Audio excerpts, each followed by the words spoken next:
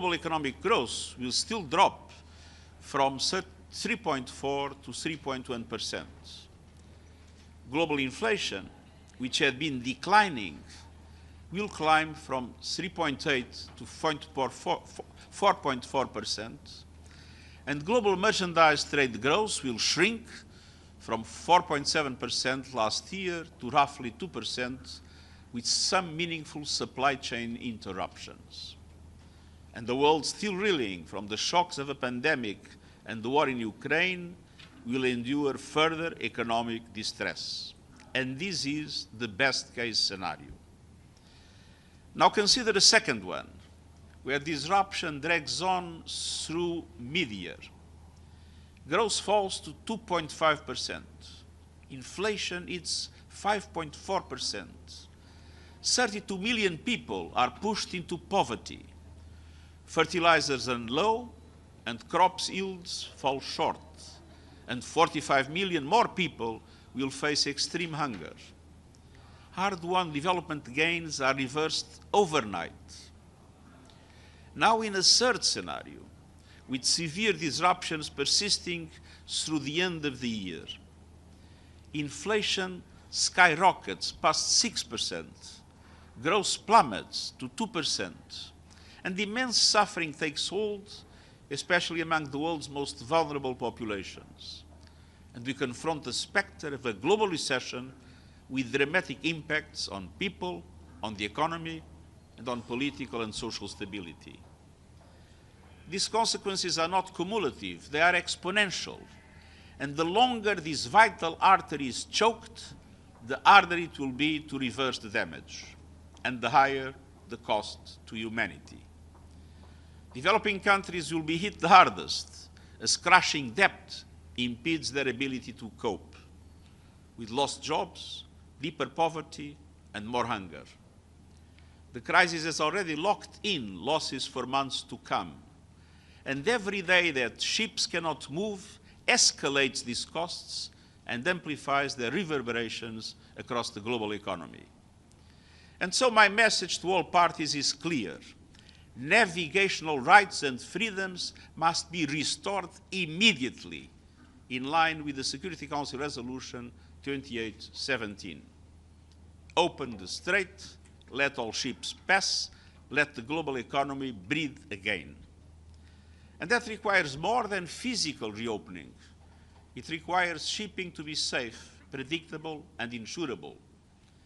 And simultaneously, I urge all parties to refrain from actions that could undermine the ceasefire. I've remained in close contact with a number of parties, as has my personal envoy, Jean Arnaud. All our interlocutors, independent of their different perspectives, recognize the need to work towards a peaceful, comprehensive, and durable resolution to the conflict. In the meantime, the UN system is working to mitigate the impact of the current crisis. The Secretary General of the International Maritime Organization, Arsenio Dominguez, is developing a framework to securely evacuate ships and seafarers from the conflict zone, provided it is safe to do so. And they have the UN Office of Project Services, Jorge Moreira da Silva, who is leading the UN Task Force for the Strait of Hormuz, will be heading to the region to continue his active consultations for a possible humanitarian corridor to be ready if the worst case scenarios materialize. Dear members of the media, now is the time for dialogue, for solutions that pull us back from the brink, and for measures that can open a pathway to peace. The world is waiting, and I thank you. Thank you, Sherwood. Secretary General, I hope you'll forgive me for being a bit off topic today. The United States, our colleagues at DEVEX are reporting the United States has sent memos to diplomats in New York in which it says that it aims to pay a significant portion of its 2026 dues to the UN's regular budget on condition that the Secretary General implement the following quick win reforms. These include overhauling the UN pension system, ending long-distance business class travel for some senior and all mid-level professionals, and imposing additional cuts in posts in the UN senior ranks. It also says that it aims to pay a significant portion of its peacekeeping contribution if there are 10% cuts across the board at UN peacekeeping missions. Your reaction, sir? The money we are talking about is referred to assessed contributions. Assessed contributions are an obligation of member states. They are non-negotiable.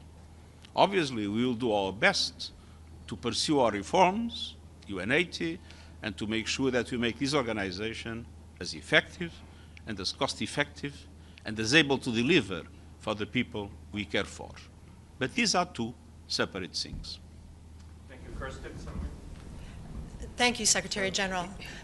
Can you tell us who Mr. Da Silva will be meeting with in the region? Does he have appointments set up? Who will he be speaking with? And is he getting, what kind of a reception is he getting from the parties? Sorry, I couldn't. who George is meeting with in the region? He has been meeting with the representatives of all the countries that are relevant, from the United States and Iran to countries of the Gulf, to countries of the